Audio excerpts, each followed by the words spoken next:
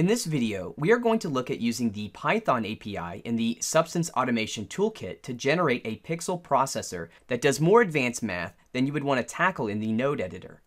In this example, we're going to look at a ray tracing operation. Now, trying to implement an operation like this in the pixel processor graph would be a daunting task to say the least.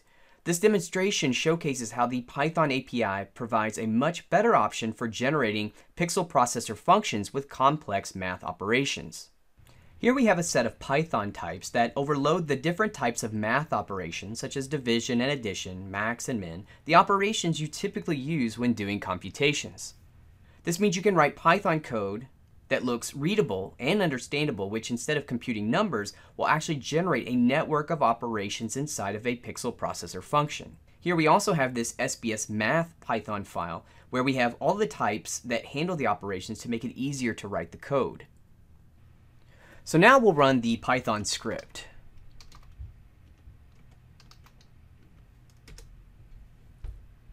And here you can see in the results directory, the SBS file has been created.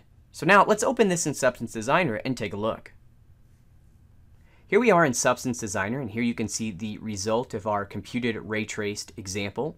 Here we have our pixel processor node. Now this node has two inputs, and you can see that we're able to feed in data. So here we have a base color as well as a uniform value driving our roughness. Now if we take a look at the per pixel function, so I'm just going to click the edit button, you can see how complex of an operation this is, and trying to do something like this here just directly in the graph editor would be very difficult. However, you saw that with the Python API, we were able to create this result in a more reasonable and manageable way using code rather than a node editor. This is also great if you want to do things like convolutions, where you have to sample a bunch of neighboring pixels and add them up with various weights. Using the Python API for these types of computations will make your life much easier.